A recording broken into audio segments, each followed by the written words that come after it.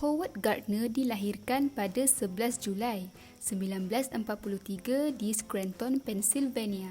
Beliau adalah seorang ahli psikologi perkembangan dengan teorinya yang terkenal iaitu teori kecerdasan pelbagai atau lebih dikenali sebagai Theory of Multiple Intelligence.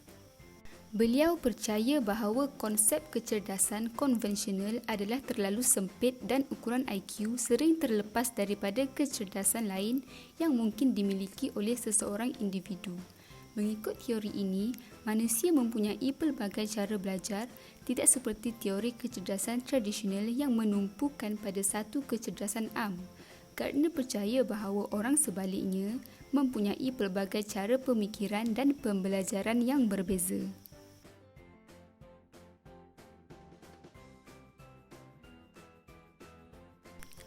Multiple intelligence atau kecerdasan pelbagai adalah kecerdasan ganda yang dapat ditafsirkan sebagai kemampuan seseorang untuk menyelesaikan suatu masalah.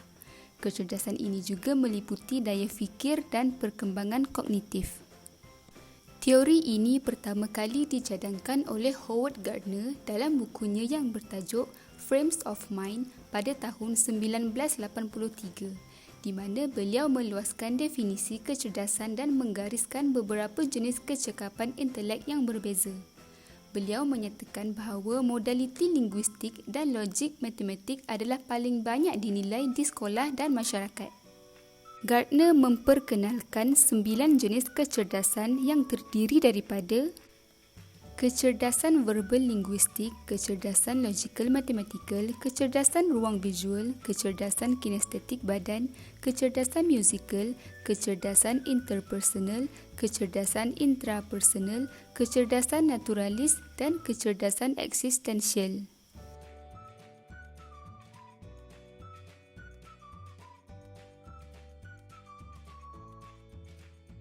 Kecerdasan verbal linguistik.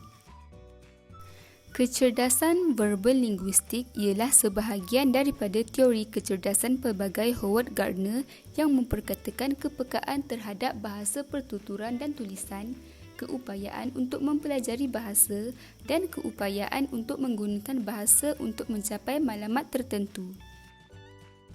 Orang yang mempunyai kecerdasan linguistik seperti William Shakespeare dan Oprah Winfrey mempunyai keupayaan untuk menganalisis maklumat dan mencipta produk yang melibatkan bahasa lisan dan bertulis seperti ucapan, buku dan memo.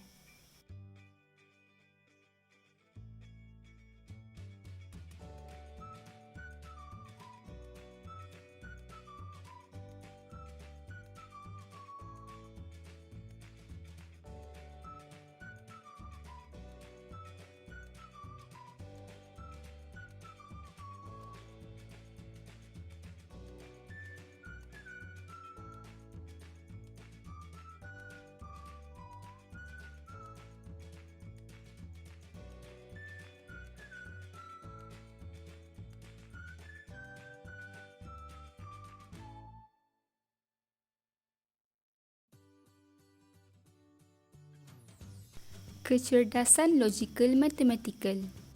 Kecerdasan logik matematik merujuk kepada keupayaan untuk menganalisis masalah secara logik, menjalankan operasi matematik dan menyiasat isu secara saintifik. Orang yang mempunyai kecerdasan logik matematik seperti Albert Einstein dan Bill Gates mempunyai keupayaan untuk membangunkan persamaan dan bukti, membuat pengiraan dan menyelesaikan masalah abstrak.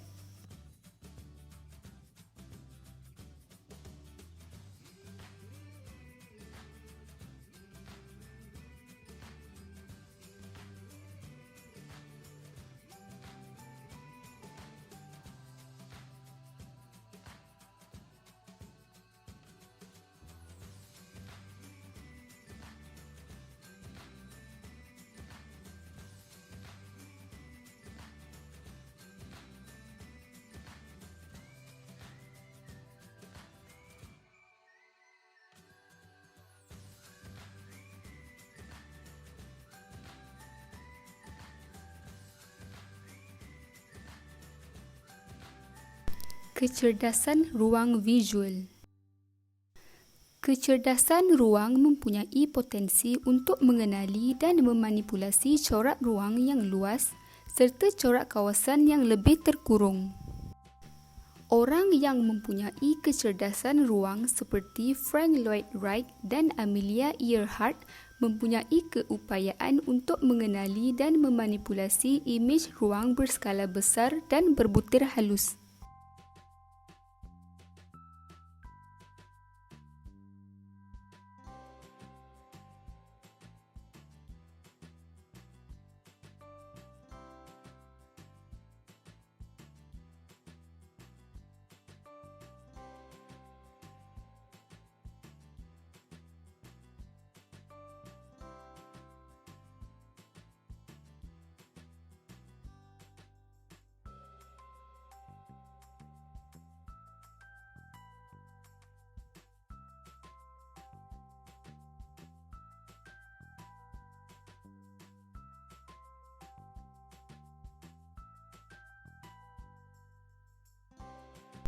Kecerdasan kinestetik badan. Kecerdasan kinestetik badan ialah potensi dalam menggunakan seluruh badan atau bahagian badan seperti tangan atau mulut untuk menyelesaikan masalah. Ia adalah kemampuan untuk menggunakan tubuh dan gerak tubuh untuk mengekspresikan gagasan dan perasaan. Orang yang mempunyai kecerdasan kinestetik ini biasanya memiliki kawalan pada gerakan keseimbangan, ketangkasan dan keanggunan dalam bergerak dan menyukai pengalaman belajar nyata yang menggunakan fizikal. Orang yang mempunyai kecerdasan kinestetik badan seperti Michael Jordan dan Simone Biles mempunyai keupayaan untuk menggunakan badan sendiri untuk mencipta produk, melakukan kemahiran atau menyelesaikan masalah melalui penyatuan minda dan badan.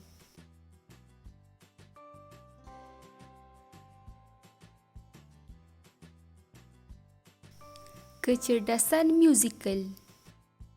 Kecerdasan musikal merujuk kepada kemahiran dalam persembahan, gubahan dan apresiasi corak muzik. Mereka yang memiliki kecerdasan musikal biasanya menyukai banyak alat muzik dan selalu tertarik untuk memainkan alat muzik dan suka bernyanyi. Orang yang mempunyai kecerdasan muzik seperti Beethoven dan Ed Sheeran mempunyai keupayaan untuk mengenali dan mencipta pik, irama, timbre dan nada muzik.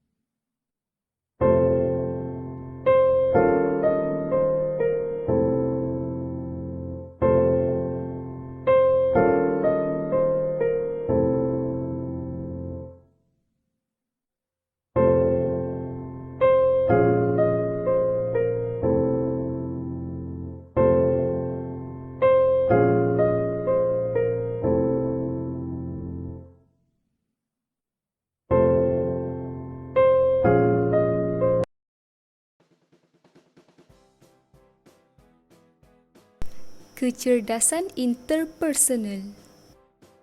Kecerdasan interpersonal ialah keupayaan untuk memahami niat, motivasi dan keinginan orang lain dan seterusnya bekerja secara berkesan dengan orang lain.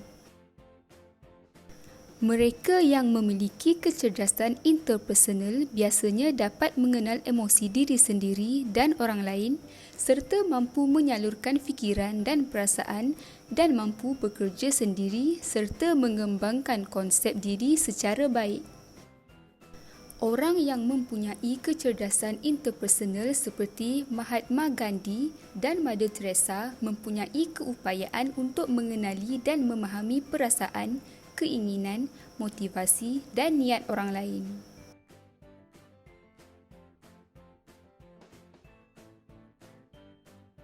Kecerdasan intrapersonal. Kecerdasan intrapersonal ialah keupayaan untuk memahami diri sendiri untuk mempunyai modal kerja yang berkesan bagi diri sendiri termasuk keinginan, ketakutan dan kapasiti sendiri dan menggunakan maklumat sedemikian dengan berkesan dalam mengawal selia kehidupan sendiri. Kecerdasan jenis ini boleh membantu seseorang memahami matlamat hidup yang mana penting dan bagaimana untuk mencapainya.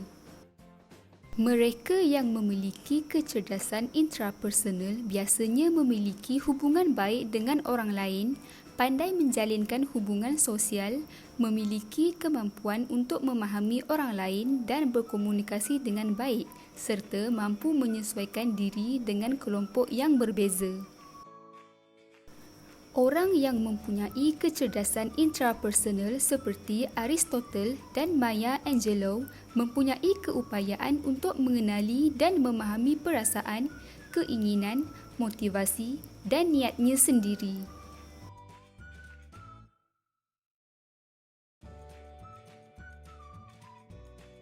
Kecerdasan naturalis.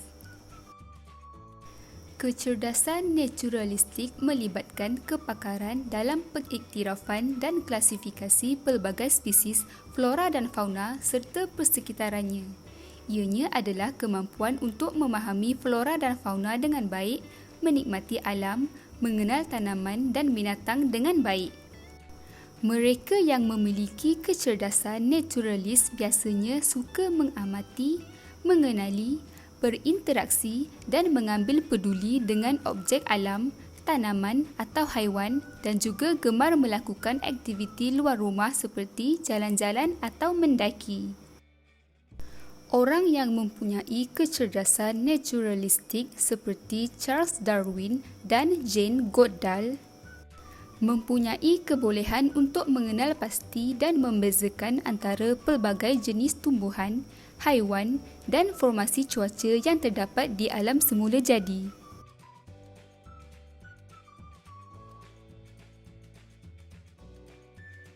Kecerdasan eksistensial.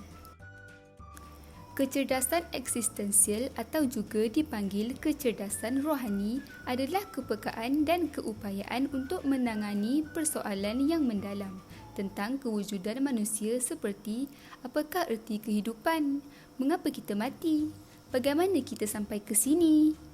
Mereka yang memiliki kecerdasan eksistensial biasanya memiliki kesedaran yang tinggi dalam menjalankan kewajipan terhadap Tuhan dan memiliki keupayaan untuk menjadi lebih baik.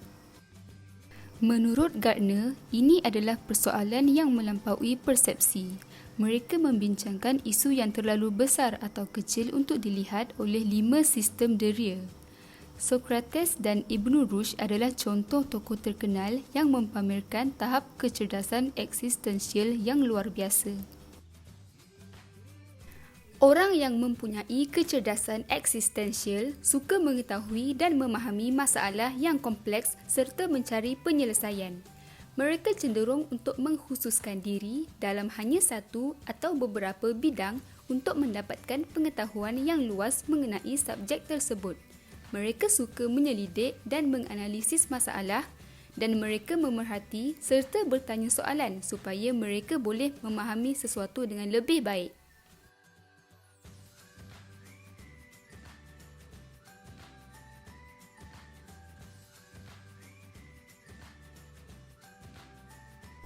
Setiap manusia dilahirkan dengan kecerdasan yang berbeza. Ianya terpulang pada kita sama ada kita mahu gilapkan bakat kecerdasan tersebut atau membiarkannya sahaja. Sudah tentu, terdapat juga beberapa orang yang percaya bahawa definisi kecerdasan tradisional adalah terlalu umum. Hanya kerana seorang mahir dalam matematik dan seorang lagi mahir dalam muzik, tidak bermakna seseorang itu lebih bijak daripada yang lain. Kecerdasan menjadi subjektif serta bersifat individu dan bukannya dikategorikan, yang menjadikannya lebih seperti bagaimana manusia belajar dan berfikir.